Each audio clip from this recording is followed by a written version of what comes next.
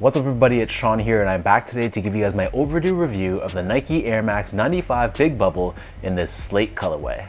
This colorway is actually one of the original colorways to drop of the Nike Air Max 95. Since its original release back in the mid-90s, there was a retro in 2005, one in 2015, and then fast forward to 2026, they're back once again, but for the first time in Big Bubble form, which is meant to be a closer look to the overall shape and bubble size of the originals from 1995. So this pair actually released back in May, but I recently picked these up over at The Closet Inc., which is my go-to shop for Jordans and Nike releases. They're independently owned and operated, based right here in Southern Ontario in Canada, so for all my Canadian viewers out there, check out their website, which I've linked down below, especially their TCI Advantage page. Those products are heavily discounted, so once you add them to cart and checkout, the prices will automatically update with a discount, and honestly, this is some of the best prices in the entire country. So again, if you're watching from Canada, check out The Closet Inc. and make sure you support the independent shops. So back to these shoes, while the colorway is nicknamed Slate based off of the original colors of the shoe, the colors on this pair is actually white, lake blue, French blue, and emerald green. But for simplicity's sake and the rest of this video, I'm just going to refer to them as the Slate 95s. So these retailed for a price of $190 US or $235 here in Canada. And then jumping right into the details of the shoe itself, you'll see how on the toe box, this is covered in this white colored leather overlay, which while it is a genuine leather, there is a polyurethane coating on the top, which gives it a little bit more of a stiffer feel to the touch. Covering the upper portion of the shoe, we have white colored mesh. And then as usual, covering the sides, we have that gradient style finish. And in the case for this colorway, we have three distinct shades of blue, where it goes from darker on the top to lighter on the bottom, and it's finished off with white leather along the very bottom edge.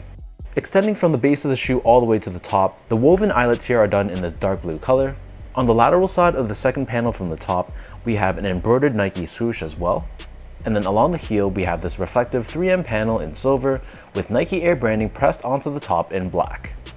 As far as the laces go, this pair only comes with one lace option, and they're a rope style lace in white. The laces loop through this reflective 3M panel, which extends down the bottom half of the shoe. Underneath this, we have white colored mesh, and then along the top of the tongue, we have an oval shaped patch with Air Max branding. So as usual, the tongue is connected to the rest of the shoe, creating more of a one-piece, booty-like fit. And then the interior of the shoe is covered in this white colored liner.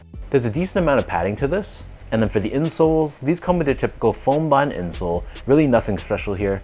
It's mesh line on top, and we have Nike Air Max branding pressed onto the heel in this emerald color.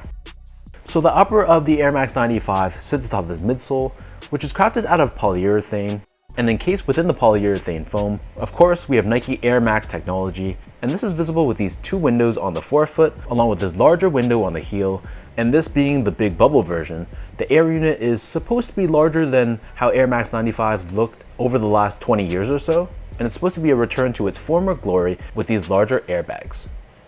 Turning the shoe over to the bottom, so the outsole here is crafted primarily out of black rubber. We have this waffle style traction pattern on the forefoot, along with these emerald colored hits as well. And then in the middle, we have this TPU shank plate with Nike Air branding on here, and this is there in place to help with torsional rigidity and mid-foot support. So that breaks down the look and the construction of this shoe. And for those wondering about how these fit, so in my case, I'm a true size 10, slightly on the wider side, meaning when I go to a shoe store, step on a branding device, I'm actually a US men's 10 in between a D and an E width. So getting these in a size 10, they fit me, they're a little bit snug though. So I feel like if you have a narrow or normal or even a slightly wide foot, you can go true to size in this shoe. But if you have a wider foot or you just like more of a spacious shoe, you can also go up half a size too. Air Max 95s in the past, they definitely were more snug than these though. So historically, I've always had to go up to a 10.5, whereas for the Big Bubble version, they're a little bit more roomy, more generous. So in that case, I'm able to get away with a size 10. But for this specific pair, I could feel a little bit of pressure around the lateral side of the shoe where it touches my foot. So that's why I recommend if you have wider feet or you just like more of a spacious fitting shoe, then you'd probably be better off going up that half size. Moving on to the comfort, so these feel slightly improved over Air Max 95s from the past with this larger air unit. However, to me, the comfort still isn't amazing. It's okay for casual use, but I still find Air Max 1s and Air Max 90s to be more comfortable than 95s. Maybe it's just because of the width of the shoe, but that's just my personal opinion. If you're someone that likes Air Max 95s on feet, I think you'll find that the Big Bubble version is improved over Air Max 95s from the past. It's just still not exceptionally comfortable for my specific feet.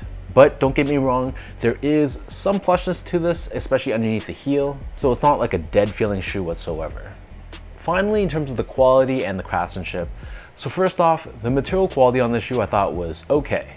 It wasn't anything amazing, but it wasn't terrible. They utilized genuine leathers and nubucks. I just thought that the quality of those materials weren't outstanding. The build quality though I thought was fine. There were some very minor issues with stitching and alignment issues, but overall for a mass-produced Nike sportswear product, I thought it was okay.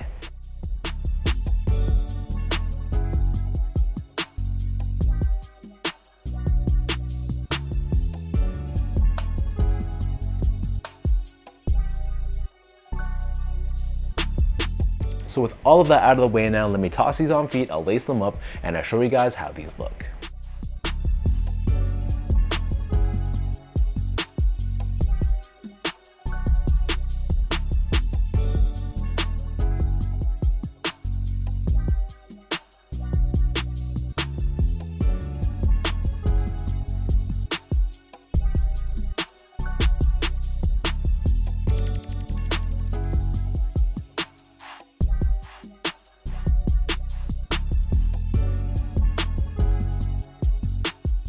All in all, I think this is a very beautiful colorway of the Air Max 95s, and this being an original colorway makes it more special.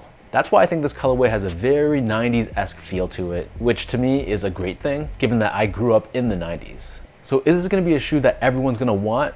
Probably not, because it's not as iconic as something like the Neon 95s, but I think not only purists of Air Max 95s, but even fans of Nike sneakers from the 90s, I think there's good reason to want to grab a pair of these for your collection. So leave your thoughts down below, let me know what do you guys think about this Slate Nike Air Max 95 Big Bubble. What are your overall thoughts on this colorway? I love the blue gradient on the side, I think it looks super clean. Leave your comments down below, and as usual, if you guys enjoyed this review, be sure to like, comment, and subscribe to my channel if you haven't yet. I'll link my socials down below for you guys to check out and follow me there too. And as always, thanks for your continued support, and I'll catch everybody in my next video.